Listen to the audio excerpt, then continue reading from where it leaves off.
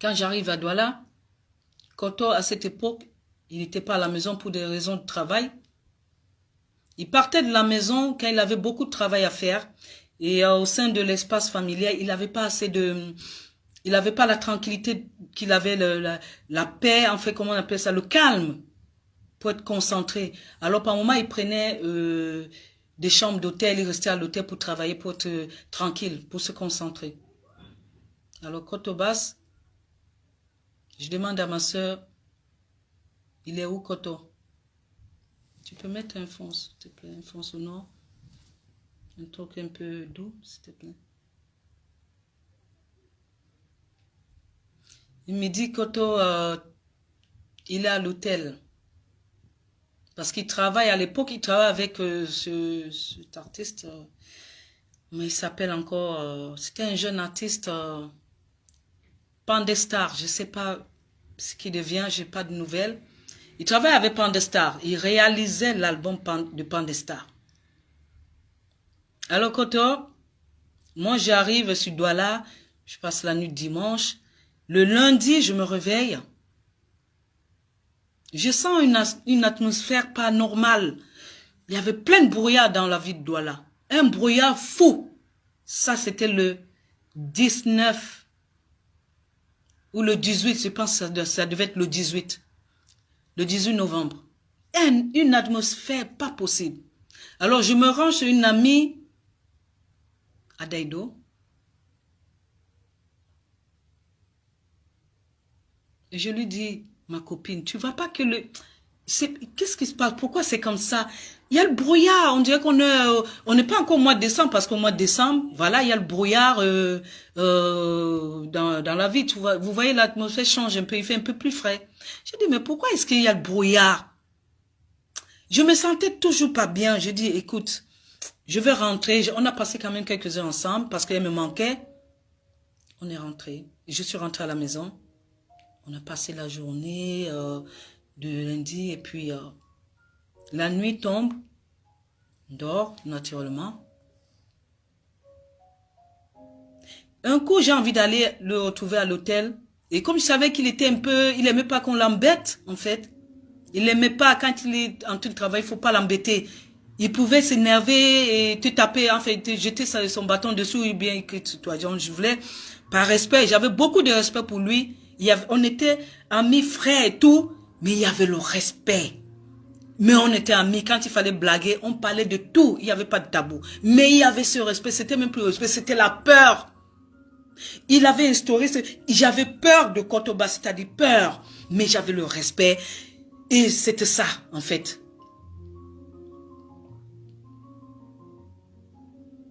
Alors, Kotobas, la nuit de mardi, naturellement, la vie est normale, hein. On va se coucher. Je me rappelle, il était à peu près 2h30 du matin. Si j'ai bonne mémoire.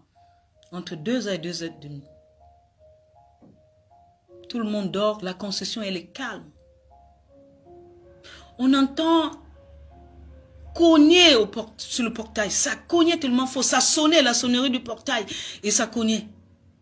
Et nous, on se réveille. Ma soeur et moi, parce qu'on partageait la même chambre. Et notre fenêtre donnait directement sur la cour. On se réveille. On ouvre la fenêtre doucement parce que ça peut être des bandits. On ouvre la fenêtre doucement. On entend une voix. Ouvrez, ouvrez. On sort, comment on ouvre la porte? On entend, on reconnaît la voix. La personne qui est en train de toquer à la porte, qui cogne fort. C'était le producteur de Kotobas. On lui ouvre le portillon, il rentre. Didier, s'il te plaît, tu peux mettre la musique de l'artiste, s'il te plaît, n'importe. Même si c'est une musique forte, tu baisses un peu, s'il te plaît. C'est un moment important. Merci. On ouvre le portillon, le producteur y entre. Il demande où est maman. On lui dit, maman dort. Il dit, réveille-la. On dit non, elle dort. Il dit, s'il vous plaît, réveillez maman. Lui-même, il était bouleversé, il était dans tous ses états. Qu'est-ce qui se passe? On va réveiller maman, on lui dit, il y a Moïse qui est là. Il y a Moïse, et se réveille dans tous ses états. Moïse qui est assis au salon, maman qui sort de sa chambre, il dit, maman, je suis venu te voir. Je suis venu te voir. Ça ne va pas. Il dit, qu'est-ce qui ne va pas? Il dit, Basse, ça ne va pas. Il faut que vous veniez à l'hôpital, à la clinique. Basse, ça ne va pas. Maman est paniquée, nous tous on n'est pas... Regardez, imaginez-vous, on vient de vous réveiller en plein sommeil. Tu ne sais même pas par où commencer. Peut-être tu as dormi, je ne sais pas si tu as habillé ou pas. Il fallait chercher un moyen pour s'habiller et sortir. Ce qu'on avait trouvé là, c'est ce qu'on avait mis. Et comme il était en voiture, et il ne pouvait pas transporter tout le monde, il y en a qui ont pris le tas. Il nous a pris moi, maman et ma soeur. Les garçons, ils ont pris... ils sont allés chercher un taxi. On s'est retrouvés à la clinique Sacre, à Bonapriso. Je pense entre Bonapriso et Nubel, limite. On arrive là-bas. On se dirige vers là. Il nous ramène, parce que lui, il était là avant. Je vous dis que Kotobas, et je le répète, j'assume mes dires. Kotobas n'était pas malade avant, c'est-à-dire même la veille. Il n'y avait pas un semblant de maladie. À cette époque, je vais vous dire, Kotobas pétait la forme. Kotobas avec un physique, il était, si je peux dire, l'agent embelli, l'agent rend propre. Kotobas était de plus en plus beau. Il s'était amélioré. Il était bien portant. Je vous dis physique. Il avait même pris un peu de poids. Vous savez, quand quelqu'un s'habille commence à être propre, il était beau. Il n'avait pas un signe de... Voilà. On arrive à l'hôpital, à la clinique, pardon. On le trouve justement allongé dans sa chambre. Et dans la chambre, il partageait la chambre avec, il me semble, 2 autres malades. Il n'était pas seul dans sa chambre, 2 autres messieurs. Je ne sais pas s'ils sont en vie aujourd'hui. Je ne sais pas.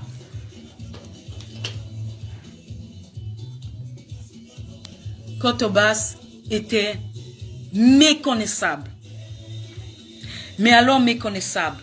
La personne que tu as vue peut-être la veille, ou 2 jours avant, ou 1 semaine avant, le mec, il était méconnaissable. On dirait que Kotobas était malade au moins 6 mois, pendant 6 mois. Il avait maigri. Il était pâle. On a trouvé Koto. Il était dans un état, tu ne sais pas si il dormait, oui, mais il venait de loin en tout cas. Il venait de loin parce qu'il nous l'a dit. Je vous vois. C'est parce que je vous ai vu. Il dit, j'étais loin, je ne sais pas, mais je sors de loin, c'est parce que je vous ai vu que je suis revenu un peu. Il transpirait. Je ne sais pas si on m'écoute assez. Tu peux baisser encore un tout petit peu, s'il te plaît. Kotobas était en sueur. J'ai jamais vu ça. Il se battait.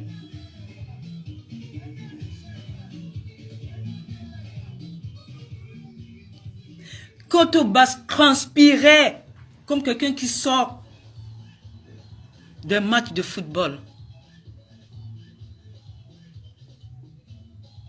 Il vomissait. Il lâchait tout ce qu'il pouvait lâcher. Il était trempé de sueur. Il était souillé. Il souffrait, mais alors, j'ai jamais vu une telle violence. Je vous le dis parce que j'ai vécu un traumatisme énorme. On ne peut pas souffrir comme ça. Je dis non, je ne le souhaite pas. Même au pire ennemi de Kotobas, je vous assure.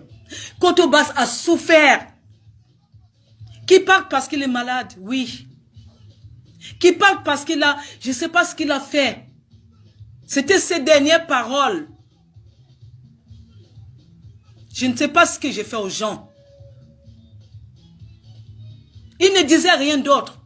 On lui a tout demandé. Qu'est-ce qui se passe? Déjà, le producteur lui a demandé.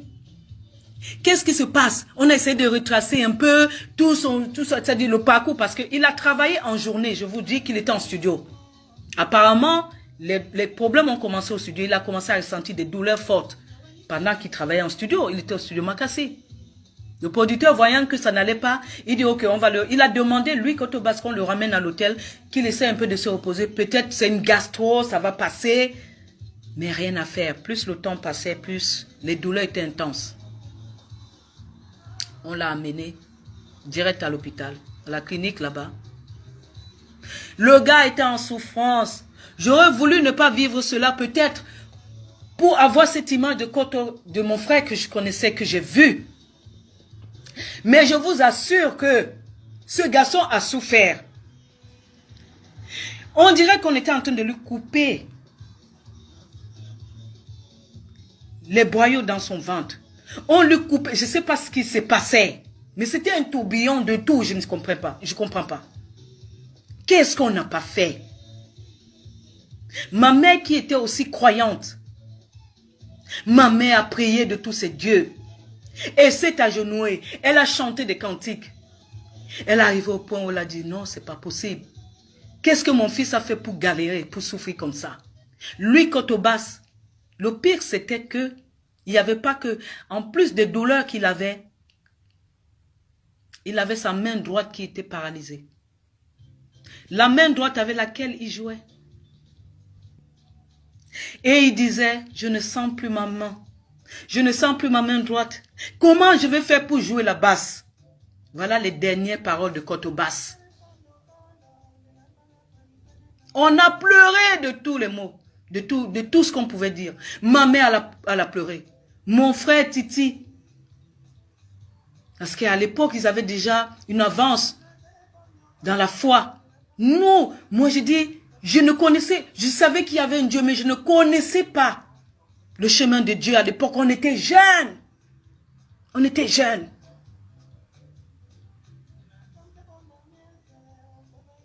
Ce garçon a souffert le martyre.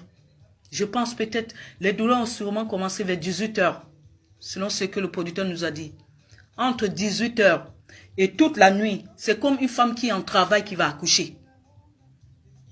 Plus le temps passe, plus les douleurs augmentent.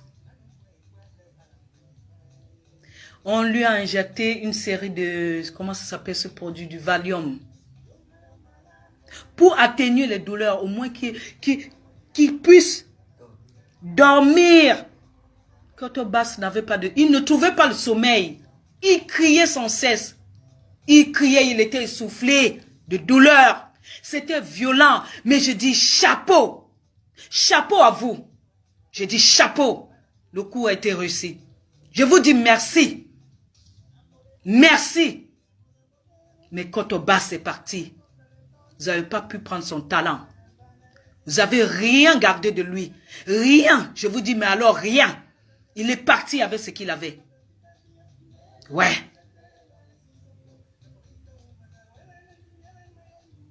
La méchanceté.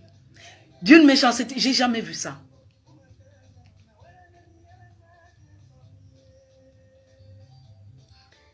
À peu près vers 5 heures du matin, 5h30 du matin,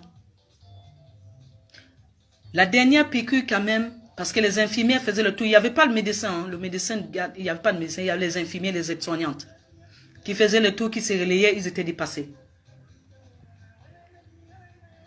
La dernière piqûre quand même a commencé à la peser, on se disait voilà, au moins ça s'est calmé, on va trouver une solution, le temps que le médecin arrive la nuit, le matin pour prendre son poste. Mais c'était la piqûre fatale. Koto Bass a dormi pour toujours. Il ne s'est pas réveillé. On n'en croyait pas. C'est-à-dire, j'ai l'impression que c'était un film. J'ai l'impression que c'était un rêve.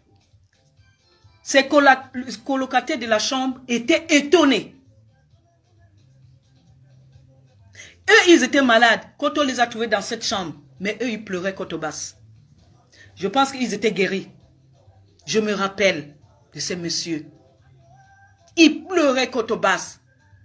Quand le médecin arrivait, à un moment, on a commencé à entendre ce son qui faisait tic, tic, tic, tic, et qui s'accentuait, qui accélérait le cœur de Côte-d'Ivoire. Ça montait en flèche, ça chauffait. Il disait que je sens la chaleur en moi. Ça chauffe, ça chauffe, ça chauffe. Il criait.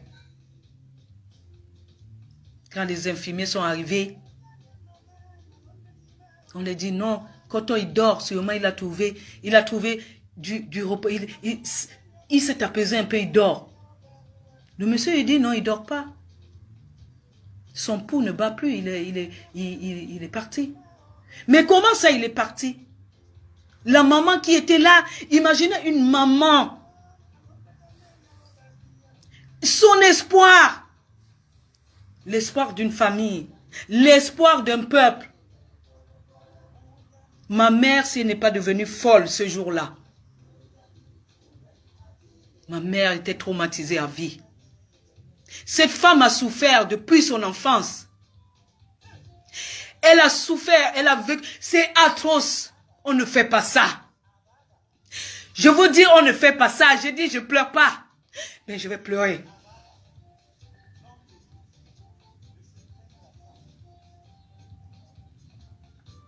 Je croyais que je n'allais pas pleurer. Mais c'est plus fort que moi. 24 ans plus tard, on dirait que ça s'est passé ce matin.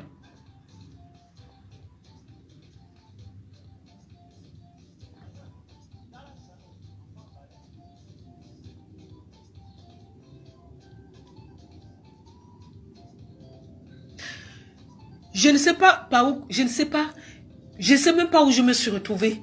Je pense que, si j'ai bonne mémoire, je suis sortie.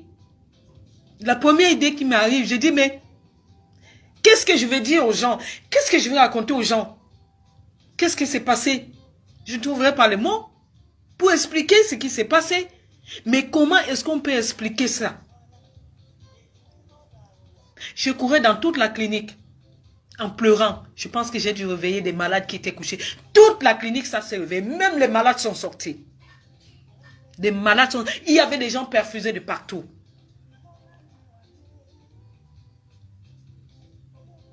La première des choses que je pensais, j'ai dit à ma sœur, il faut que j'appelle sa copine, que j'appelle Thérèse. J'ai couru à la cabine téléphonique. À l'époque, il y avait des cabines. Il y avait une cabine à côté, à l'entrée de la clinique. J'ai couru à la cabine. Parce que il fallait attendre quand même petit matin. Je ne sais pas, j'avais peur de sortir, de peur de me faire agresser. Je suis allée à la clinique. J'ai pris mon téléphone, j'ai pris mon courage. J'ai composé le numéro de la maison de cette fille. Je suis tombée sur sa sœur.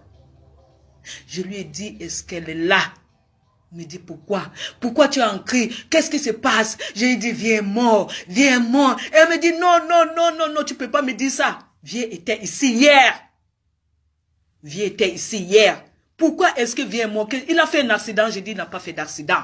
Parce que quand on te dit que quelqu'un est mort, c'est sûrement un accident. Viens n'a pas fait d'accident. J'ai dit, appelle-moi Thérèse. Il allait appeler Thérèse. J'ai dit, Thérèse, viens est partie. Viens mort. Elle me dit, pourquoi? Qu'est-ce qui s'est passé? J'étais en panique. J'ai couru vite fait pour revenir à la clinique.